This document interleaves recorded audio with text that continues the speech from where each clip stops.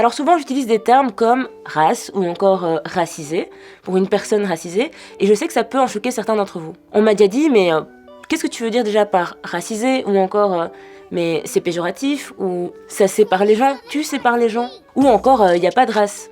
Donc je me suis dit qu'il était un peu temps que je m'explique sur le sujet.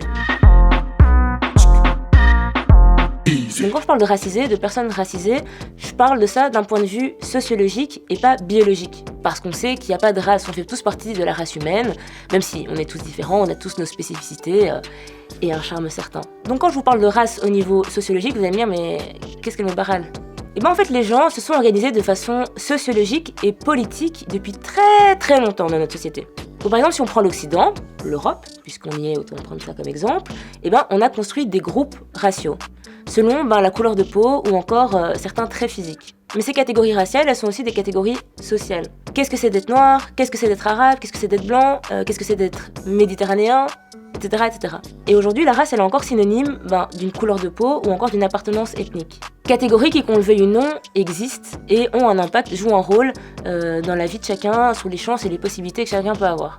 Par exemple, au Canada, on va pas utiliser le terme de race, mais on va plutôt utiliser le terme de minorité visible. Même ici, on l'entend souvent. L'hebdomadaire nous apprend sur son site internet que France 2 a effectivement décidé de lancer des recherches afin de trouver un représentant des minorités visibles. Aux États-Unis, par exemple, les chercheurs, eux, vont utiliser le terme de race pour, par exemple, créer des statistiques. Des statistiques sur les taux de discrimination. Donc, par exemple, est-ce que les personnes noires subissent plus de violences policières ? Ou encore, est-ce que les personnes arabes subissent plus de discrimination à l'embauche ? Donc la race, c'est plutôt la façon dont on va être perçu par les autres et comment ça va jouer dans nos rapports sociaux, politiques ou encore économiques. Et là, je vais prendre un exemple de Maboula Soumaoro, qui est une maîtresse de conférence. Et il y a très longtemps, dans la peinture occidentale, quand on devait représenter par exemple le diable ou une figure négative, une figure du mal, on le représentait par une personne rousse. Et puis plus les années ont passé, au final, la personne rousse a été remplacée par le noir. Tout ça pour dire qu'à l'époque, en fait, roux, c'est aussi synonyme de race, alors que pourtant, il n'y a pas de différence biologiquement parlant. On est bien d'accord. C'était juste la vision du roux de l'époque et le fait qu'on l'ait mis dans une catégorie où roux était synonyme de malfaisance, de mal, de diable, de Satan. Et donc ça montre en plus que ces catégories, elles évoluent avec le temps.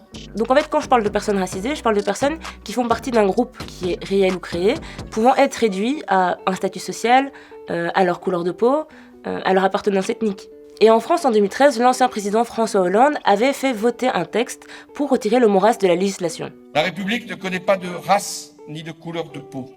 Mais il y a beaucoup de gens qui ont voulu faire remarquer que c'est pas parce qu'on enlevait le mot race de la législation ou des papiers que le racisme déjà allait disparaître. Et en même temps, en voulant enlever ce mot, c'est comme si on voulait effacer les différences. Genre, comme les gens qui me disent moi je vois pas les couleurs. Bah si, il y a des couleurs.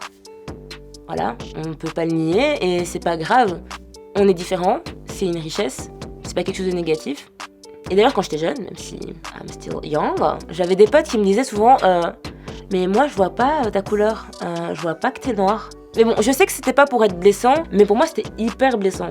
Parce que en me disant que tu ne vois pas ma couleur, ça veut dire que tu ne vois pas ma différence et au final que tu ne vois pas qui je suis. Sauf que moi je suis fière de qui je suis en fait, dans l'entièreté. Sur ce, aimez-vous les uns les autres,